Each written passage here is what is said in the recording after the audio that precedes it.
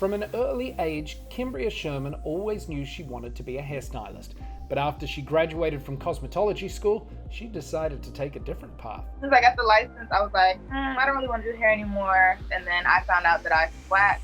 She realized waxing takes a lot of talent and skill. It's not easy to give a good quality wax. It's very easy to mess up someone's skin. It's very easy to pull the wax off in the wrong direction and somebody ends up with a bunch of ingrown hairs or breaks out in a rash. As her clientele grew, she welcomed all new customers. I do see women more often, but I do have some men come to get their chest wax, they'll get their back wax. A lot of them get like the half arm as well. She feels honored that they lean on her for emotional support. They trust me. I'm somebody that they can talk to about anything. Even though the service is short, it's a valuable 15 minutes. Like, they can talk to me about anything. I've had people tell me the most taboo things on the first wax, and it's because I open myself up to them. In March, she decided to branch out and start her own business called Cloud9. But then along came the coronavirus. I was so excited to start, and then it kind of shut down, and I wasn't thinking that the shutdown and the quarantine was going to last this long. And then a couple months went by and I was like, okay, like, I have to figure out something to do. She pivoted her business and started doing in-home visits. And with the extra time on her hands, she developed a treatment line. I launched the skincare to go with my wax brand, just to make sure that people are at home and they're still exfoliating, they're still doing an ingrown treatment, and they're still moisturizing. While waxing isn't the most enjoyable process for her patrons, Kymbria feels the discomfort is totally worth it.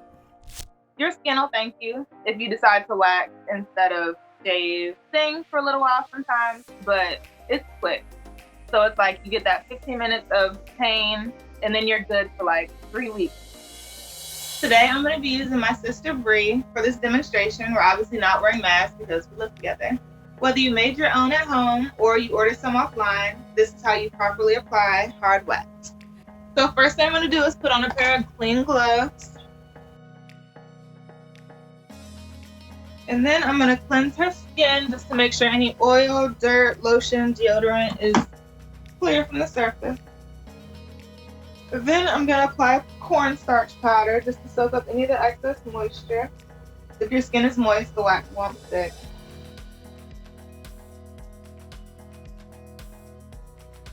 Then I'm going to take my first stick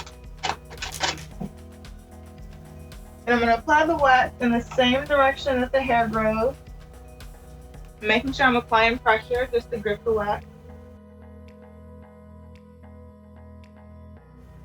So you want to take your initial glob of wax that I had and kind of drop it off down here and then spread it in a nice, even, not too thick layer. If the wax is too thick, it won't grip the hair, and if it's too thin, it'll break, and that's going to put your client in a lot of pain. And now I'm just patting it, making sure it's dry. And one thing you do want to do if you're using hard wax is you want to make sure you create this lip. We call it a lip here. It's like a tab. So you can grab something really firm and then pull it off in one easy. And then you apply pressure afterwards because that helps ease the pain. Apply a little bit more powder. And then I'm going to go back the other way just to pick up any hairs that I may have missed. So the second time that I go over it, I'm going to go against the way that the hair grows, just to make sure that I pick up any hairs that I may have missed.